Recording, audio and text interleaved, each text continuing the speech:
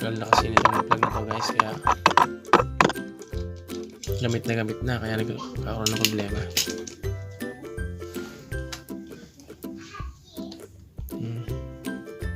Parang na-deform na pala siya kasi nainit.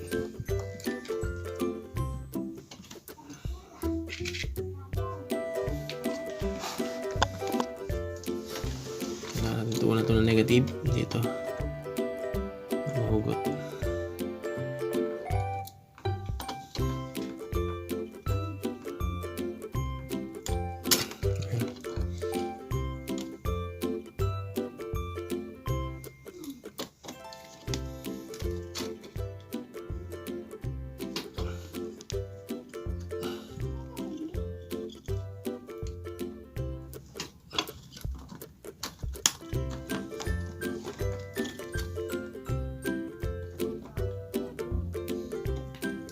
Tumigas na at sobrang tagal na siguro ito, tsaka nainit, kaya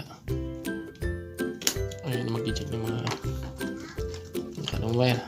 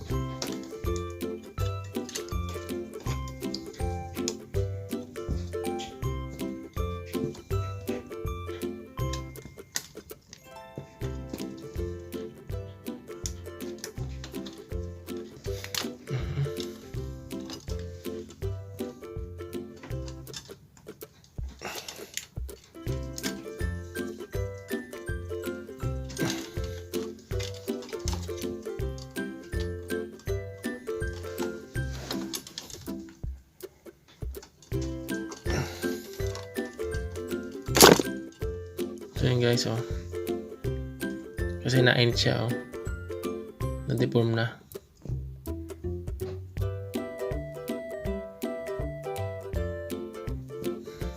Tatra natin ng bago.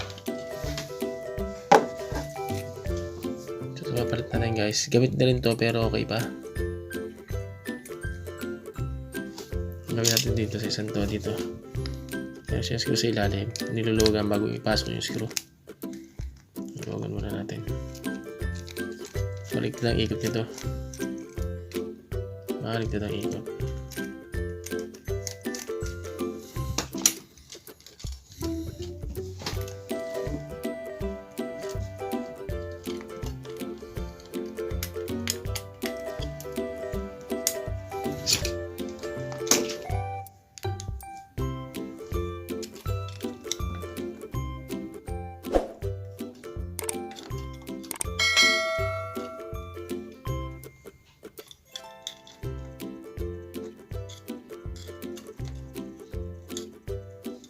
guys.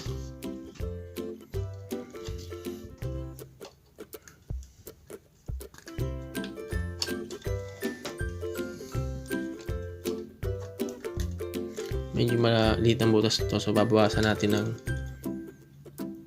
copper wire ito para pumasok.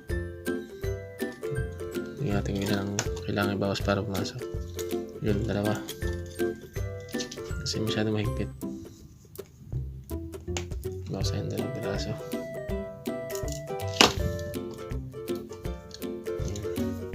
So, ganoon din sa kabila. Bawasan natin ang dalawang piraso.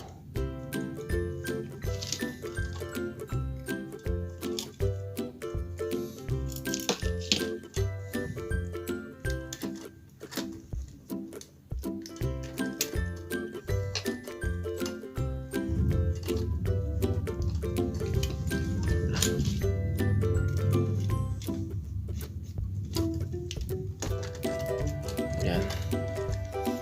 Ganoon din ito kabila. Kailangan bawasan din ito. Dito dalawa. Para may pasok din.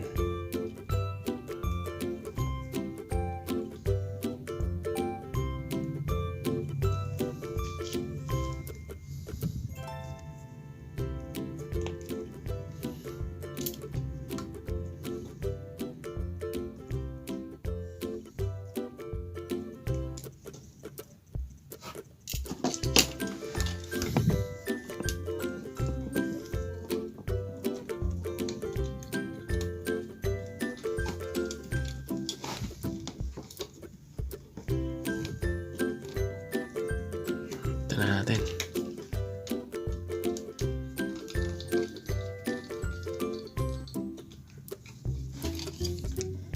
Kailangan mahigpit ito para hindi uminit.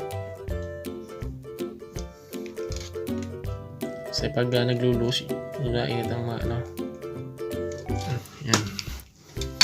Bila naman.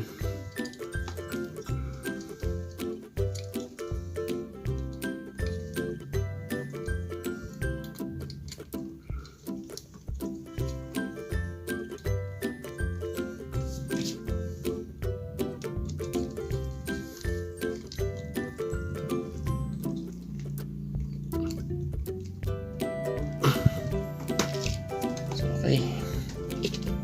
Babalik na natin.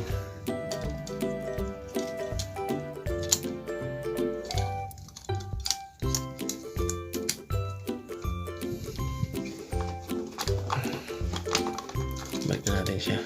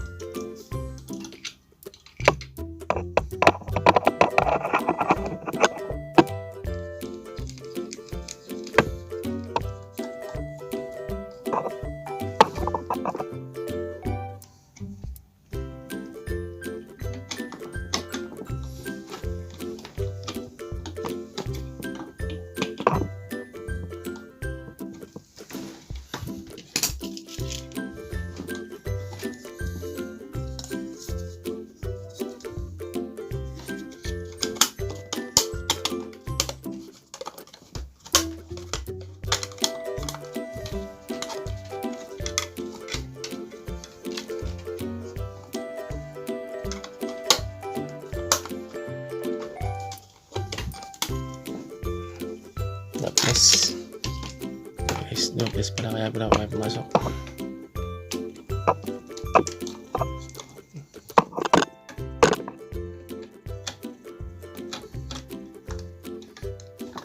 Sumala pala yung kabila.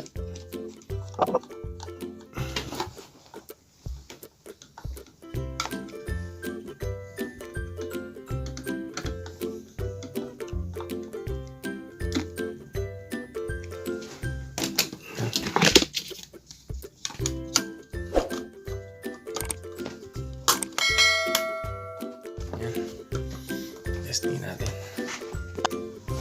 Testing natin guys.